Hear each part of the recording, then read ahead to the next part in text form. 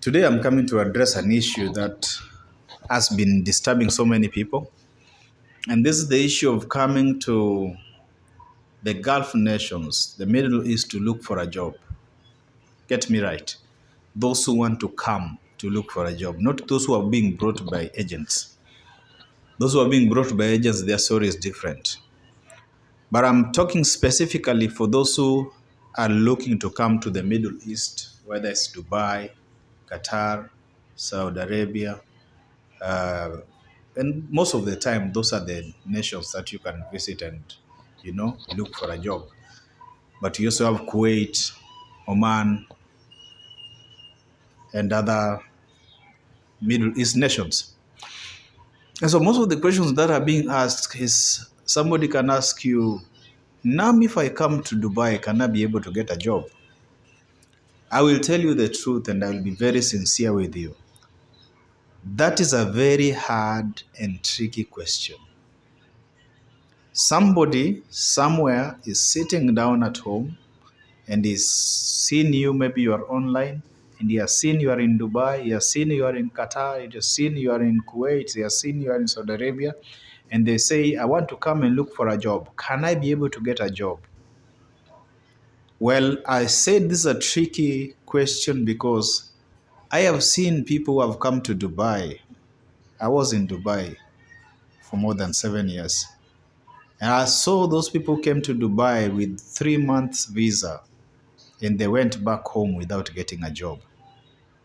I saw those who came with a 1 month visa in Dubai, tourist visa to look for a job, and they got the job the first day. I saw those who came with the 1 month visa and got the job first week. I saw those who came with the visitor visa for 3 months and got the job the first day of the first week of the first month of their 3 months. And still, I've seen people who have come with 1 month visa and they have gone home or they have renewed a new visa. And I've seen those who have come with the 3 months visa and they did not get a job and they renewed the visa again. They did not get a job, they renewed. And the 9th month, when they were going home, they were going to travel the following day. And then they receive a call that we receive your application from this so and so company, and we are calling you for interview. Or you already done interview, you had been selected, there was a delay, but we want to pick you, come sign the offer letter. Why am I saying is a tricky question? Because I came to Dubai with a visit visa, 1 month visa, and I got a job the first week. Though it's not the job that I wanted, but I got a job. I went on looking for another job, but I already had a job. And I've seen people who have come with the visas who never got the job. And so I'm saying this is a hard question because there are people who have come, they did not get a job. There are people who came, they got a job. And so if I tell you yes, and you come with a visitor visa, you go and get a loan like me, I got a loan from my circle, 200,000 to go to Dubai to look for a job. That is almost more than 10 years ago. And I came and got the job and I paid my loan. Am I going to encourage you to have the faith I had to take the loan so that you can come to Dubai to look for a job? What about if you fail? Am I going to be bold enough to say that I advised you and now you failed? I always say it is an independent decision. Nobody told me come to Dubai and look for a job. I chose. It was my decision. I left Qatar. I was working in Qatar. I resigned in Qatar. I went back to Kenya. I did not have a job. I did not have money, but I had some savings in my circle. I went and took a loan and went to Dubai to look for a job. Thank God, He showed me mercy and I got a job after the 1 week. And I was able to pay my loan. So if I advise people, I'll be wrong. because nobody advised me. It was inner feeling. When God speaks to you, He will perform it. Don't do it because other people are doing it. Do it because you feel that strong push that I need to go to this place.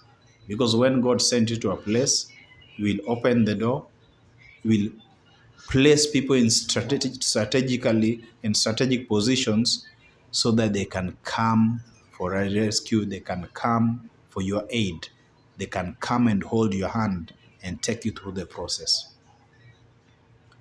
I will give you a testimony of how I got a job. In fact, when I went to Dubai, the first day I went to Dubai, I reached Dubai like 12 o'clock in the morning on a Wednesday. No, it was already Thursday. And I found this gentleman who were going to look for me to go for interview with Fly Dubai. So I followed them and went for the Fly Dubai interviews. And so when we went for Fly Dubai interviews, people were so many, thousands of people, thousands of people. And so the only way they wanted to reduce people, or they used to reduce people, they asked, have you applied online? And so if you say no, they said, we are only taking for those who applied online. Bad for me, bad for my crew, nobody applied online. So we all went back home. We never did the interview. So one of my friends was going to sign a contract in one of the companies in Dubai. He was going to sign a contract for housekeeping. So I told him, let me take you to sign that contract. Then when you finish signing the contract, you take me around. I drop my CVs because I had printed almost 60 CVs. So I wanted to drop around so that at least I can be able to get a job as well. So when I went to this place and I asked, he asked that he had come to sign the contract, and he was told, why do you come this late? He said there's too much traffic, so we were not able to come early. That's why we came this time. But also he had an appointment to come to sign the contract at 4 o'clock. So he signed the contract. And then when he went to sign the contract, the gentleman who was speaking to us and asked me, and you, kwani hutaki kazi? Nikamwambia nataka. Then he asked me, can I see your CV? I had a one-page CV that I gave to him. He read it. And then he told me, I have seen you have done F&B. You've not done anything. I need lifeguard and security. So he wrote an email and he told me, if you know anybody who want to become a lifeguard, give him this email, tell them to apply. If you know anybody who want to become a security guard, give him this email or give her this email to apply for the job. And so I told him, but I have worked in hotel industry. I know about customer service. I know security is about customer service and self-discipline. Try me. Said, yo, so you think you can be able to become a security guard? I said, yes. And then he took me to a boardroom of almost 20 people, supposed to be 20 people. I was alone with him. He gave me a paper and a pen, told me, answer this question. I think after 20 minutes I was done. And I told him, yeah, here I am. I gave him the paper. And then he looked at it. And then he looked at me. He looked at it. He looked at me. Akaniuliza, ulikuja Dubai lini?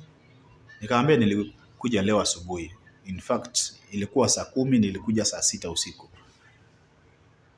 So he told me, I don't know what kind of prayer you prayed, but umepata kazi ya security. But deep down in my heart, I got the job, yes, but I did not want to work as a security guard. When I finished from 4 years ago, the first job, the first interview I was called for was for security, KK security. And I disqualified myself. I said I will not go because I know I'm not tall enough. I know I'm not muscular enough. I know I've never done security. And I know KK, they need tall people, they need muscular people. And so I did not want this job. But in Dubai, this was the first job that presented itself to me within hours of staying in Dubai. Before I finished 24 hours in Dubai, I'd already gotten a job as a security guard. And so that's the way God opened a door for me. And I got the job the first day. So if I tell somebody that you cannot be able to get a job, I'll be lying, because I also came on a visit visa and I got a job. And if I tell them that you can be able to get a job and then they come and they miss the job, they will blame me and they will tell me, why did you tell me I can get a job and I'm not able to get a job? I came with 3 months visa and my visa is finished. I've not been able to get a job and you advise me. That's why I'm saying I will not advise people that you come. I want it to be your sole responsibility.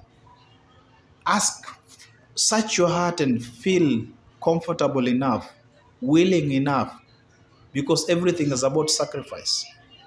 If you don't sacrifice, you cannot be able to go through the next level. Those who are millionaires today are those who made big sacrifice. They lost big time, but they won at the end of it all. So yes, you can find a job in these Arabic nations. Yes, you can come and look for a job, visit visa and find a job. But I will not advise you, I will not tell you yes or no. Deep down, search yourself. When you feel the Lord is telling you go, then go. I don't want it to be Nam who said go. I want it to be you, because I always say the greatest discouragement is from you. The greatest encouragement is from you. If you encourage yourself, then you are able to do it. If you discourage yourself, you're not able to do it.